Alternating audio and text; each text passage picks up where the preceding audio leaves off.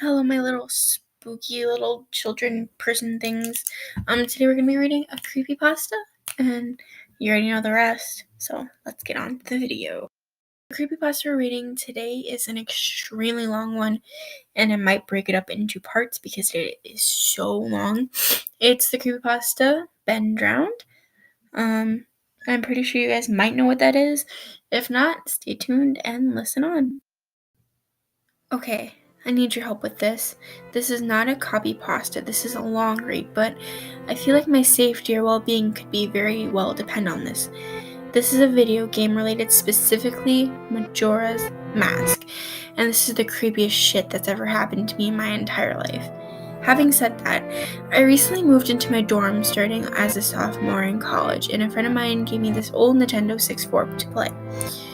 I was stoked, to say the least. I could finally play all these old games with my youth that I couldn't touch since at least a decade.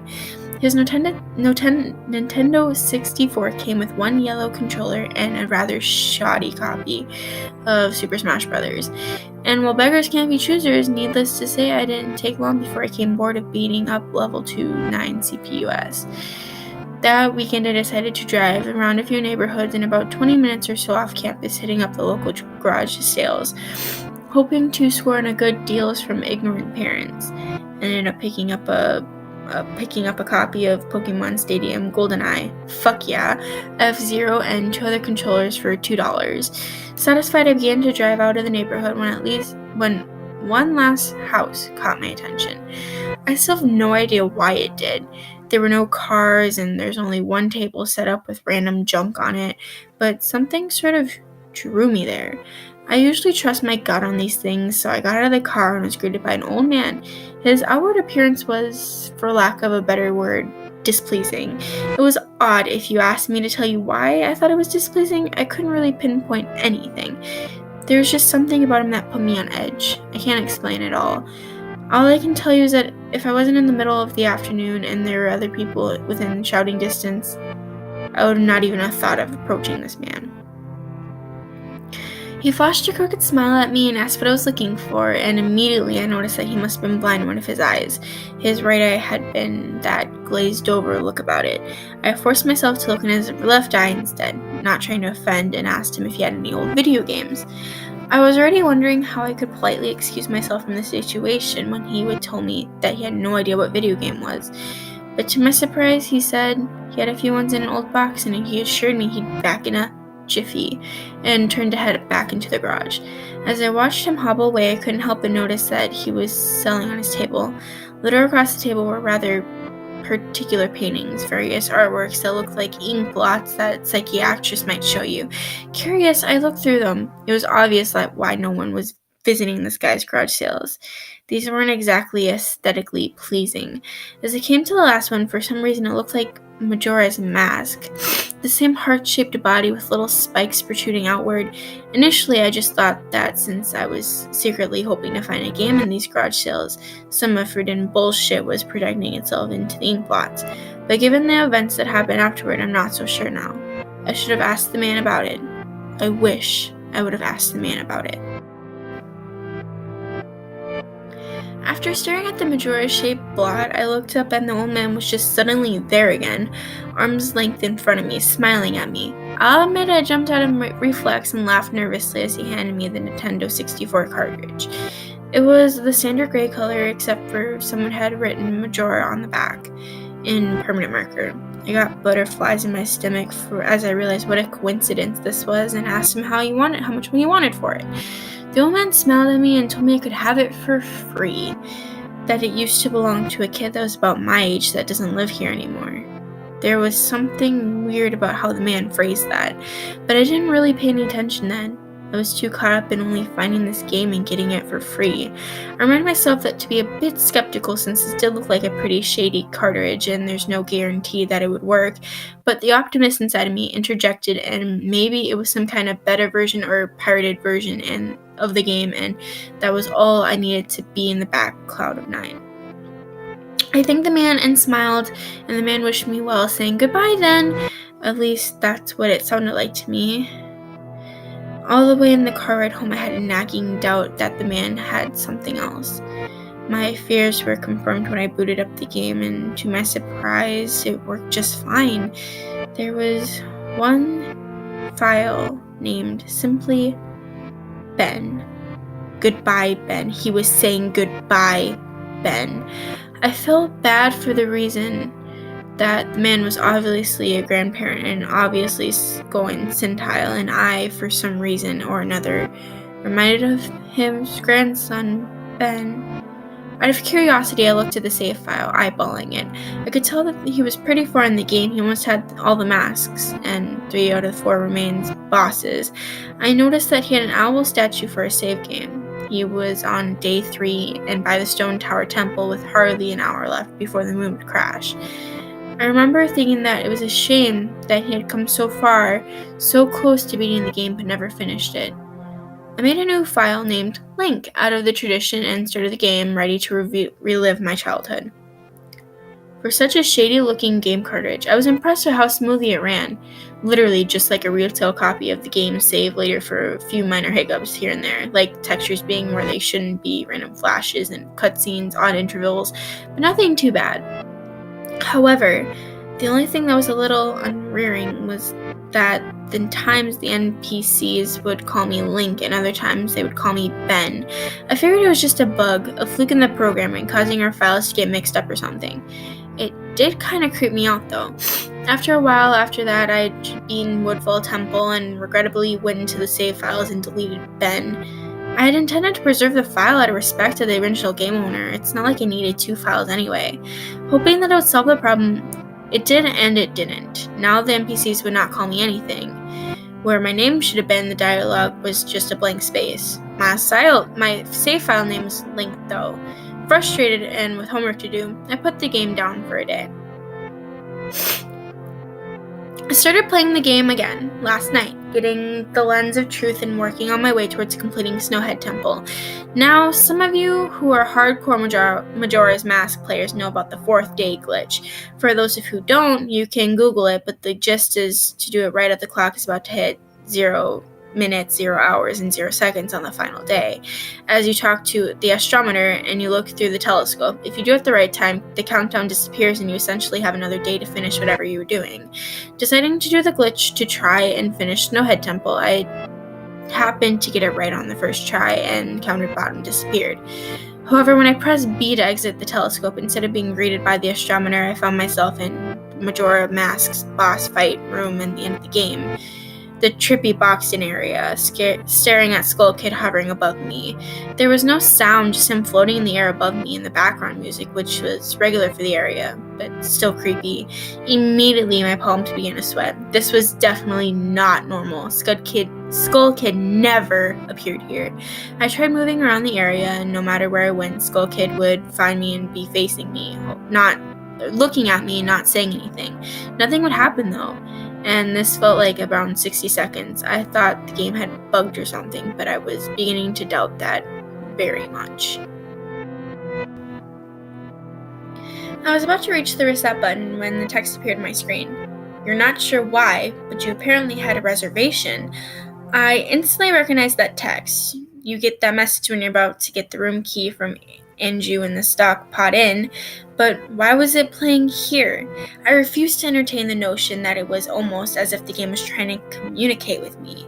I started to navigate the room again, testing to see if there was some sort of trigger that enabled me to interact with something here. Then I realized how stupid I was. To even think that someone could reprogram the game like this was absurd. Sure enough, 15 seconds later, another message appeared on the screen. And again, like the first one, it was already pre-existing phrase. Go to the lair of the temple's boss? Yes/no. I paused for a second, comprehending what I should press and how the game would react. When I realized that I couldn't select no, taking a deep breath, I pressed yes, and the screen faded to white with the words, Dawn of a New Day, with the subtext beneath it. Where was I ported to be filled for the most intense sense of dread and impending fear I had ever experienced? The only way I could describe the way I felt was having this fear of indelectable depression on a profound scale. I am normally not a depressed person, but the way I felt was just a feeling that I never knew existed. It was such a twisted, powerful presence that seemed to wash over me. I appeared in some kind of weird Twilight Zone version of Clocktown. I walked out of the Clocktown Tower, as you normally do when you start from day 1, only to find that all the inhabitants were gone. Usually with the 4th day glitch, you can still find the guards and the dog that runs around outside the tower. This time they were all gone.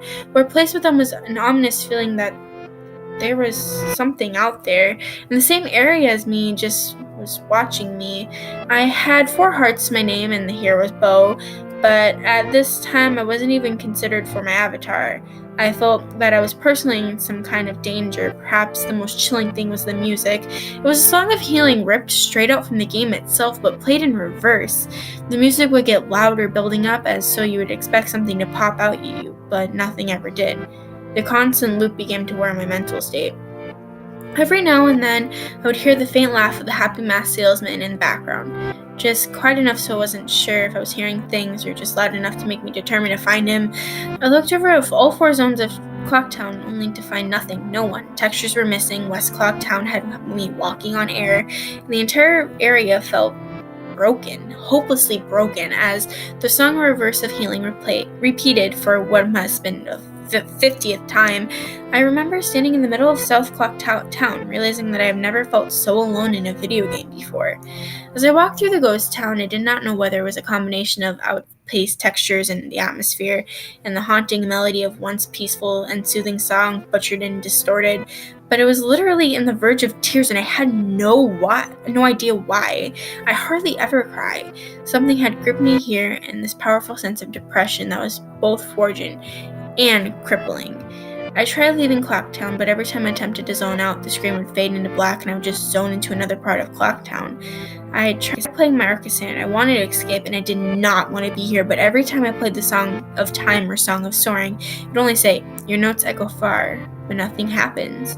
By this point, it was obvious that the game did not want me to leave, but I had no idea why it was keeping me here. I didn't want to go inside the buildings, and I felt it would be too vulnerable to whatever I was terrified of. I don't know why, but I came up with the idea of maybe if I drowned myself in the laundry pool, I could spawn somewhere else and leave this place. As I zoned in and ran towards the pool, that's when it happened. Link grabbed its head and the screen flashed for a brief moment of the happy salesman smiling at me, not Link, with Skull Kid's scream playing in the background. And when the screen returned, I was staring at Link's statue from the song Elegy of the Emptiness. I screamed as the thing stared at me with that haunting facial expression. I turned around and ran back into the South Clocktown, and to my horror, the fucking statue followed me, and the only way I can compare this was the Weeping Angels from Doctor Who. Every so often, at random intervals, the animation would play the statue appearing behind me. It was like the thing was chasing me, or I don't even want to fucking say it, haunting me. By this point, I was on the verge of hysterics, but not even once did the thought of turning the console occur to me. I don't know why, I was so wrapped up in it. The terror felt so real. I tried to shake the statue, but it would literally appear right behind me every single time. Ling started to begin to make weird animations I had never seen him do before. He would flail his arms around or spasm randomly, and the screen would cut to Happy Mask Salesman smiling again for a brief moment before I was face to face with that fucking statue again. I ended up running into the swordsman's dojo and ran back. I don't know why, but in a panic, I just wanted some sort of assurance that I'm not alone here. To my dismay, I found no one. But as I turned to leave, the statue cornered me into a cubby in the back. I tried attacking the statue with my sword, but to no avail. Confused and backed into a corner, I just stared at the statue, waiting for it to kill me. Suddenly, the screen flashed back to Happy Mask Salesman, and Link turned to face my screen, standing upright in the mirrored statue, looking at me along with his copy. Literally staring at me. Whatever was left of the 4th wall was completely shattered while I ran to the dojo, terrified. Suddenly the game warped me into the underground tunnel and reversed the Song of Healing queued up again, and I was given a brief moment of rest before the statue started appearing behind me. This time, aggressively. It could only take a few steps before it would summon behind me again. I hurriedly made my way to the tunnel and appeared in the South Clocktown as I ran aimlessly, in sheer panic, and suddenly a red-headed scream faded to black as dawn of a new day, and appeared again. The screen faded in, and I was standing on top of the clock tower with Skull Kid hovering over me. Again, silent. I looked up and the moon was back, looming over meters above my head, but Skull Kid just stared at me hauntingly with that fucking mask. A new song was playing. The Stone Tower Temple theme played in reverse. In some sort of desperate attempt, I equipped my bow and fired it off, shot at the Skull Kid, and it actually hit him. And he played the animation of him reeling back. I fired again. The third arrow, text box saying, "That won't do you any good. Hee hee." And I was picked up off the ground, levitating upwards on my back, and then Link screamed and he burst into flames, instantly killing him. I jumped when this happened. I had never seen this move used by anyone in the game, and Skull Kid himself didn't have any moves. As the death screen played, my lifeless body still burning, Skull Kid laughed and the screen faded to black, only to have me reappear in the same place. I tried to charge him, but the only thing happened, Link's body was lifted off the ground by unknown force and immediately burst into flames, again killing him. This time during the death scene, the faint sounds of the reverse song of healing could be heard. On my third and final try, I realized that there was no music this time, and all there was an eerie silence. I remember that the original encounter with Skull Kid, you were supposed to use the Orcanet to either travel back in time and summon giants. I attempted to play the Song of Time, but before I could, I hit the last note. Link's body once again horrifically exploded into flames and he died. As the death screen neared its end, it began to chug, as if the cartridge was trying to process a lot of something. When the scream came to, it was the same scene at the first 3 times, except for this time Link was lying on the ground dead, in a position I had never seen the game before. His head tilted towards the camera, with Skull Kid floating above him. I couldn't move, I couldn't press any buttons, all I could do was stare at Link's dead body. After 30 seconds of this, the game suddenly fades into the message, "You have met with a terrible fate, haven't you?" before kicking you to the title screen. Upon getting back to the title screen and starting again, I noticed that the file was no longer there. Instead of Link, it was placed with your turn, had 3 hearts, 0 masks, and no items. I selected your turn, and immediately when I did, I returned to the clock tower rooftop scene with my Link dead and the Skull Kid hovering over it, with Skull Kid's laugh looping again and again. I quickly hit the reset button, and when I did, the game booted up again. There was no more save file added below your turn entitled Ben. Ben's save file was right back where it was before I deleted it, at the Stone Tower Temple with the moon almost crashing. I turned the game off at this point. I'm not superstitious, but this was way too fucked up, even for me. I haven't played it all day today. Hell, I didn't want to get any sleep last night. I kept hearing the reverse song of healing music in my head and just remember the sense of dread I felt exploring Clocktown. I drove back to the old man's house today to ask him some questions with a buddy of mine. No, I was going there alone, to only find that there's a for sale sign in front of the yard. And when I rang the doorbell, no one was home. So now I'm back here writing down the rest of my thoughts and recording what happened. Sorry if some of this game has grammar issues or whatnot. I'm running of no sleep here and I'm terrified of this game. Even more so on that I was relieved that a second time writing this all down, but I feel like there's still more to a means than an eye. And then something calling to investigate this further. I think Ben is something in this equation, but I don't know what, and if I could get a hold of the old man, that would be able to find some answers. I need another day or so to recuperate before tackling this game again. It's already taken a toll on my sanity, I feel like, but next time I do this, I'm going to be recording my footage, and all the way through. The idea of record only came to me towards the end, so you can see the last few minutes of what I saw, including Skull Kid elderly statue. But it's on YouTube here.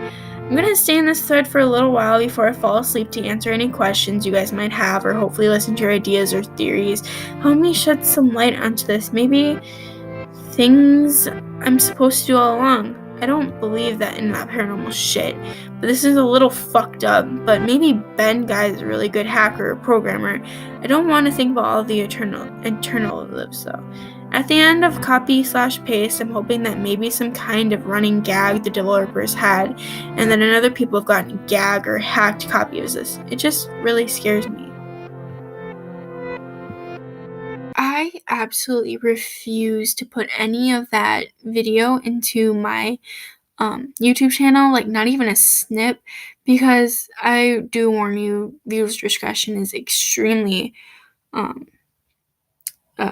discretion is advised. Sorry, I forgot what word that was. I'm gonna put the link into the description, but I will warn you, it is very eerie and pretty disturbing, to say the least. It's not something I would recommend you watch if you don't have the best faint of heart. Um, it creeps me out, and I don't really get creeped out easily. Like, horror movies are my go-to. You can even ask my boyfriend. But uh, watch the thing in the description at your own risk. It's very and extremely unsettling. Thanks for watching, and I hope you have a spooky night. Bye bye.